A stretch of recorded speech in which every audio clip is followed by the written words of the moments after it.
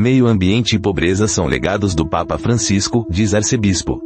A avaliação é do arcebispo de Brasília, cardeal Paulo César. O Papa Francisco colocou o cuidado com o meio ambiente e com os mais pobres no centro do seu pontificado.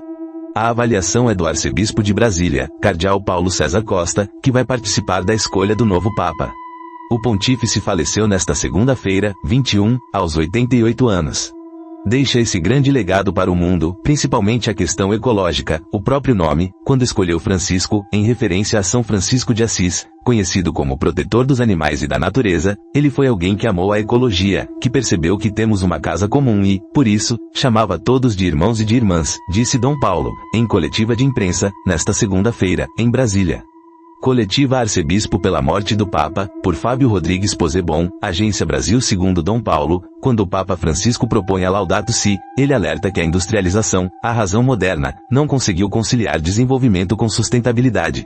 É preciso buscar, então, a razão contemplativa. É preciso olhar a realidade e perceber que tudo é dom do amor misericordioso de Deus, que precisa ser conservado, precisa ser preservado, afirmou. A Laudato Si, em português, Louvado Seja, é o título da encíclica do Papa Francisco sobre o cuidado com o meio ambiente, escrita em 2015, como uma reflexão sobre a crise ecológica e um apelo à ação para proteger o planeta. Uma encíclica é a forma mais elevada de escrita papal. Para o arcebispo de Brasília, Francisco também deixa um legado de simplicidade, de uma igreja evangelizadora e missionária. De acordo com Dom Paulo, Francisco dizia que o mar Mediterrâneo não poderia ser um cemitério de pessoas. No local, muitos barcos com refugiados naufragam tentando chegar à Europa. Segundo o cardeal, o Papa defendia que o diálogo é o caminho para a resolução das guerras em curso no mundo. Um Papa que percebia o horror da guerra, que o horror da guerra não é solução para nada, é só falência da humanidade, disse. Ao olhar para a própria Igreja, o religioso trabalhou pelo combate à pedofilia dentro da instituição, pedindo tolerância zero com os abusos. Em 2013, Francisco criou a Comissão de Proteção à Criança do Vaticano, a primeira do gênero. Não tem que ter tolerância nenhuma, reforçou o arcebispo de Brasília. Um Papa que deixa sua marca na vida e caminhada da Igreja. Dom Paulo César Costa foi feito cardeal pelo Papa Francisco em 2022, e chegou a convidar o pontífice para vir a Brasília em julho deste ano, na celebração dos 65 anos da Arquidiocese da capital e na preparação para a 30ª Conferência das Nações Unidas sobre Mudança do Clima, COP30, que será realizada em novembro, em Belém, no Pará. Se tivesse condições, tenho certeza de que ele viria, disse. Parece que perdemos um pai, afirmou Dom Paulo, lembrando de sua proximidade com Francisco e do espírito brincalhão do pontífice, que assumiu a liderança da Igreja Católica em fevereiro de 2013, após a renúncia do Papa Bento XVI, que faleceu em janeiro de 2023. Francisco, nome escolhido por ele para seu pontificado, nasceu Jorge Mário Bergoglio, em Buenos Aires, na Argentina, filho de imigrantes italianos. Foi o primeiro Papa das Américas, que, para o cardeal, serviu a Igreja com alegria.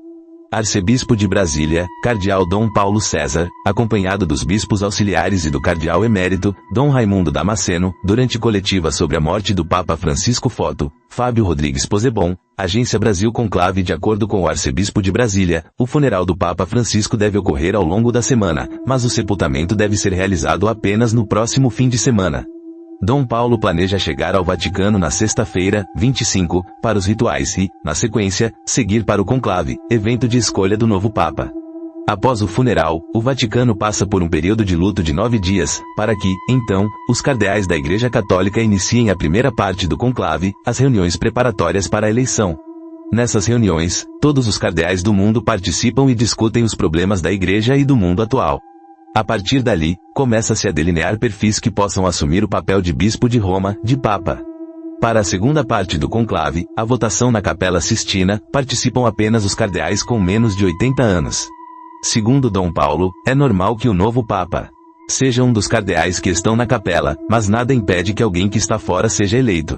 O arcebispo emérito de Aparecida, São Paulo, Dom Raimundo Damasceno Assis, também falou na coletiva em Brasília, ao lado de Dom Paulo César Costa.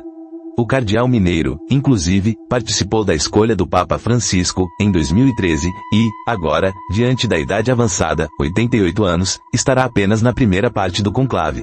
Francisco deixa um grande legado para a Igreja, para que o outro Papa eleito dentre os cardeais possa continuar esta missão da Igreja que é, fundamentalmente, o anúncio do Evangelho no mundo de hoje, diante de todos os seus desafios, disse Dom Damasceno, afastando a possibilidade de ser eleito o novo Papa. Difícil que cardeal emérito seja eleito Papa. É necessário muito mais saúde, vitalidade e conhecimento de toda a Igreja, destacou. Isso, evidentemente está completamente descartado e nem eu desejo, nem espero. Rezo para que Deus inspire os cardeais que vão votar e possam escolher aquele que melhor possa servir a Igreja e o mundo nos dias de hoje, acrescentou. O arcebispo emérito lembrou que 80% dos cardeais do colégio eleitoral foram criados pelo Papa Francisco, que, ao longo do seu pontificado, voltou-se muito para as periferias do mundo. É um colégio representado por cardeais de todas as periferias do mundo, disse.